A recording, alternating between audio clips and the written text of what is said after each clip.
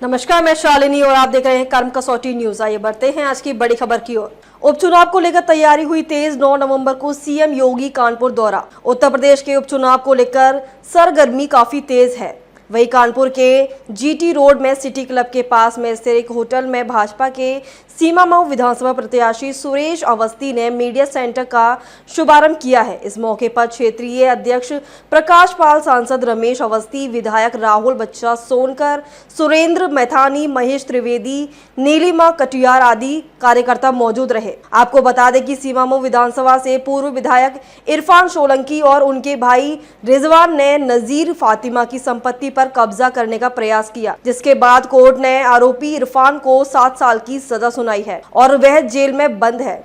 Media centre के शुभारंभ के दौरान क्षेत्रीय अध्यक्ष प्रकाश पाल ने सपा पर जमकर निशाना साधते हुए उन्होंने कहा है कि पूर्व सपा विधायक ने गरीबों को लूटने का काम किया, जिसे लोगों को शर्मिंदा किया। विधायक का अपराध से नाता रहा है, वह स्वयं भी फर्जी आधार कार्ड बनवाकर यात्रा करने के दोषी है। वहीं दर्शनपुरवा में दंगा भड़काया गया। पूर्व सपा विधायक इरफान की पत्नी के मंदिर जाने पर भी उन्होंने हमला करते हुए कहा कि वह नौटंकी ना करें। मौलाना व नसीम सोलंकी की लड़ाई हो गई है। मौलाना के फतवे का कोई प्रभाव नहीं है। नसीम सोलंकी और मौलाना के बीच चुनावी है। वह पहले सपा में जाना, प्रचार करना, जलाभिषेक कर भ्रमण प्रचार किया है।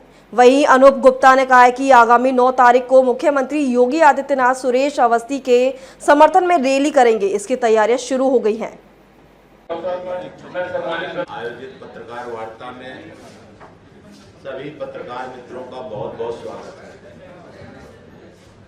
तो हम सब लोग जानते हैं कि सीसामऊ में उपचुनाव होना है।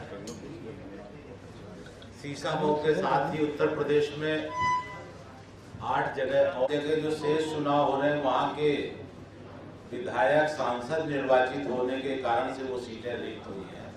इस कारण से चुनाव हो रहा है। लेकिन सीसामऊ में एक बहुत जो कानपुर और सीसामऊ को शर्मसार करने वाली घटना है कि यहाँ के समाजवादी पार्टी के विधायक इरफान सोलंकी ने एक गरीब विधवा महिला नजीर फातिमा की संपत्ति पर अपने भाई और अपने तमाम गुंडों के साथ उनकी संपत्ति पर कब्जा करने और आगजनी करने का प्रयास किया था। यदि कोई चुना जाता है तो वो गरीब जनता की सेवा और मदद और सहयोग के लिए होता है।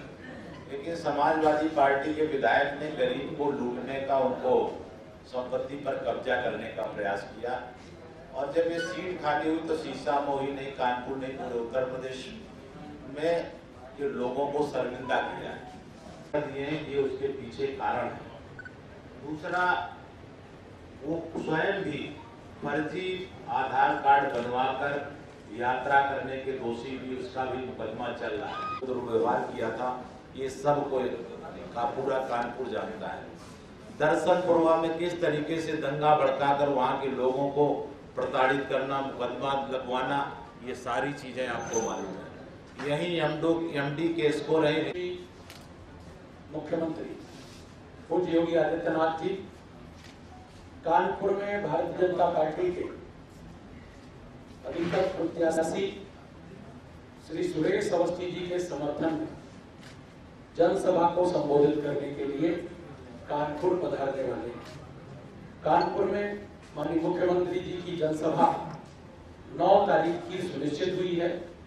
आज के अवसर पर यह सूचना भी आप सबके माध्यम से जनमानस को, जनता जनार्दन को प्रेषित है।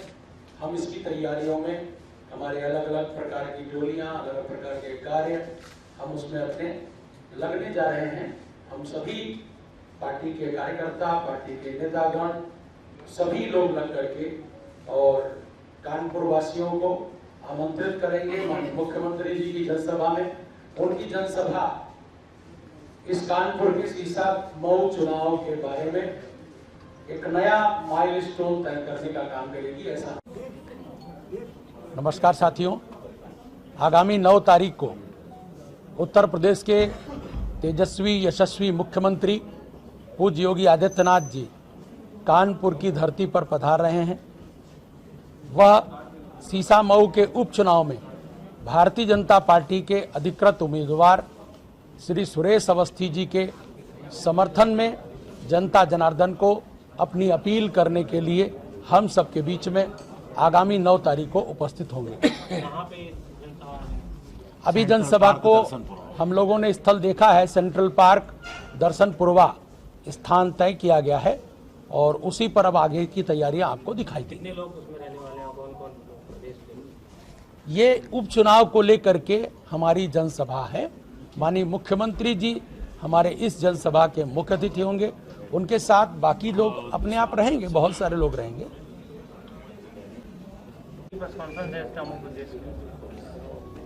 आज भारतीय जनता पार्टी का यहाँ मीडिया सेंटर स्थापित किया गया है कि चुनाव भर आप सबको हम आपको मुद्दे दे सकें जो इस चुनाव को में चलने वाले हैं।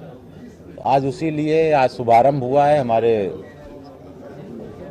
क्षेत्र के प्रभारी अनूप गुप्ता जी, रमेश अवस्थी जी, नीलिमा कटियार जी, महेश त्रिवेदी जी, सुरेंद्र मैथानी जी, दीपू पांडे जी, राहुल बच्चा सोनकर जी सहित हमारे सभी पार्टी पदाधिकारी हैं। आज से आप सब लोग लगातार यहाँ आ सकते हैं और आपको जो उपचुनाव के संबंध में एक ऐसा सेंटर दे दिया कि जिसके बारे में आपको हमारे पदाधिकारीगण यहाँ जानकारी देते रहेंगे।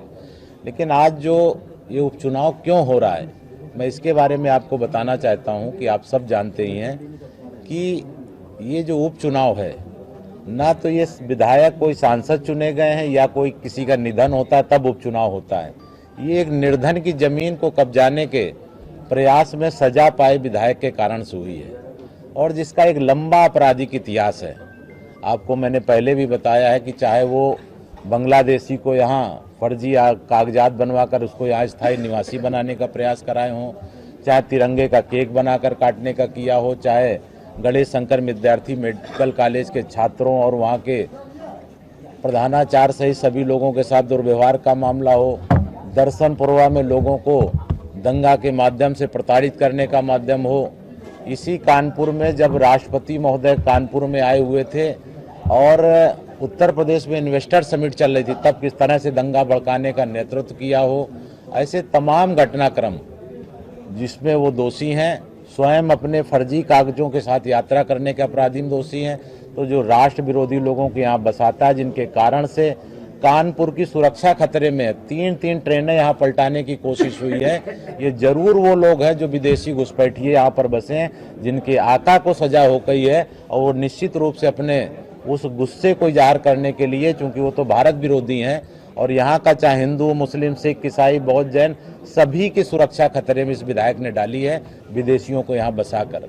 मुझे लगता है कि अगर कानपुर में तलाशी ले तो उनके द्वारा ऐसे तमाम, चूंकि एक मामला सामने आया था, ऐसे बहुत मामले सामने यहाँ आ सकते हैं।